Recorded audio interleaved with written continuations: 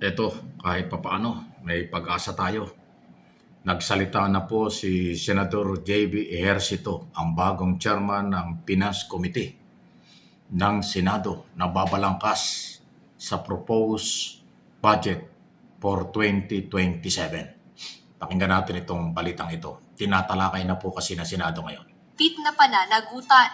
Ito ang binigyang diin ni Senate Finance Committee Chairperson Joseph Victor J.V. Ejercito nang formal na simula ng Senado ang deliberasyon para sa panukalang 7.2 trillion pesos na pambansang pondo para sa taong 2027. Sa gitna ng pagnanais na buhayin ang ekonomiya, layunin ng komite na mahigpit na bantayan ang paggastos at bigyang prioridad ang mga pangunahing pangangailangan ng publiko. Going back to basics, we mean accountability for every peso we appropriate that is focused and clear-eyed about the basic needs of the people such as health, education, infrastructure that will generate quality jobs for the people and to put the food on the table. Ayon kay Senator Ejercito, hihimaying mabuti ang bawat proyekto batay sa pangangailangan, katuparan o feasibility at tunay na epekto nito sa taong bayan. Dagdag pa niya ang hakbang na ito ay tugon na rin sa lumalaking pangamba ng publiko laban sa korupsyon bunsod ng mga nakaraang kontrobersya sa pondo. Naririnig namin ang inyong mga hinaing at naunawaan namin ang inyong mga damdamin at panawagan para sa transparency at gobyernong mapagkakatiwalaan. Bilang chairman ng Senate Committee on Finance, hindi natin papayagan na ang pondo ng bayan ay muling masasayang, mawaldas at mapunta sa maling mga kamay. Ayun. Yan o yung magandang mensahe ni Chairman JB Ejercito. Ako sa tingin ko naman po, dahil ilang taon na rin, ilang term na rin po itong naging senador, wala naman tayong nabalitaan na ito inasangkot sa korupsyon. Ito si JB. Kaya siguro isa rin ito sa pinagkatiwalaan ng liderato ni Senate President Gatchalian na paghawakin ng ganyang napakalaking responsibilidad ng bumalangkas ng budget. Hindi ho birong trabaho yan. Yung pagiging chairman ng Finance Committee. Ikaw ang merong authority lahat, hihimay-himayin mo ang proposed budget na yan, mahigit na 7 trillion piso para sa susunod na taon mula sa proposal ng Executive Department. So kaya nga ho, inumpisa na hong ipatawag ang mga department secretary. Ang una pinatawag niya, economic manager, kasama na rin po yung Bangko Sentral Governor para nga ho magpaliwanag tungkol sa kalagayang pang-ekonomiya ng ating bansa. Ayan po yan. So good luck, Senador JB, dahil ikaw ang pinagkatiwalaan ng paghawak ng napakasensitibong posisyon na ito at susuportahan ka ng majority ng mga senador. Okay?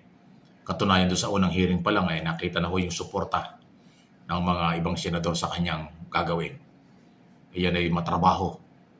May kasabay pa namang impeachment trial, yung mahirap dyan eh. Merong araw-araw na hearing, Monday to Friday, gagawin na nilang hearing. Basta magandang panahon. Pagkatapos merong pang impeachment trial, so talagang apektado yung oras. Ayan po yan. At hindi naman ho pwede na hindi nila pagtuon ng pansin ng Finance Committee yung budget kasi yan kailangan na bago mag-December 30, dapat approve na. Dapat nasa Malacanang na for signature na o mapirmahan ng Pangulo bago magbagong taon ang proposed budget na ma-approvean sa Kongreso at Senado para sa bagong taon, next year budget. Sa Kongreso, hindi magiging problema yan kasi maraming member ang Kongreso. Tuloy-tuloy ang kailang committee hearing. Marami pa silang mga subcommittee chairman. Isipin po, para tumalakay dyan. Dito sa Senado, meron din mga subcommittee. Bago yung iba pa yung mismong major committees. Ang chairman niya ako ay si JB Ejercito. So tuloy-tuloy na po yan. Abangan natin dahil alam naman natin ang budget po ay napakahalaga. Lalo na ho dun sa issue ng graft in corruption. Flood control project, infrastructure project, farm to market road, at lahat ng gastusin ng buong Executive Department. Hindi lang naman sa DPWS, merong pinagdudahang anomalya. Although nililinis na ng gobyerno through Secretary Dizon. Pero wala pang isang taon si Secretary Dizon, marami nang nagawa. Ngayon, kanyang tinitiyak nung humarap siya sa Kongreso na kanyang babantayang mabuti ang budget na ito at gagamitin ng tama sa tamang mga proyekto. So yung mga insertion, port barrel, o allocation, o pag-identify ng politiko sa mga proyekto, yan po ay iiwasan. Kung meron man, siguradong mangyayari. Halimbawa, mayroong isang senador, nag-identify ng project na nagkakahalaga ng halimbawa 200 million, sisiguraduhin ng sekretary na yun ay matupad yung project at magamit yung halagang yan ng walang mambubulsa. Yun po yung mahalaga. Hindi naman pinagbabawal totally yung pag-identify ng project at yun naman ay kailangan talaga. Ang nakasama at nakasira yung mga nagpa-identify ng project, hindi naman natuloy yung project pero naubos yung pera. Yun ang ghost project. May inilaang pondo sa isang probinsya, sa isang region, ng bilyon-bilyon. Tapos nawala yung pera, wala rin yung project. Yun ang delikado. Ngayon, iba na.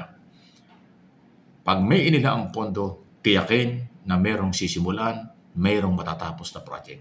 Yan ang responsibilidad ng Public Works and Highway Secretary Dizon na kanyang tinitiyak.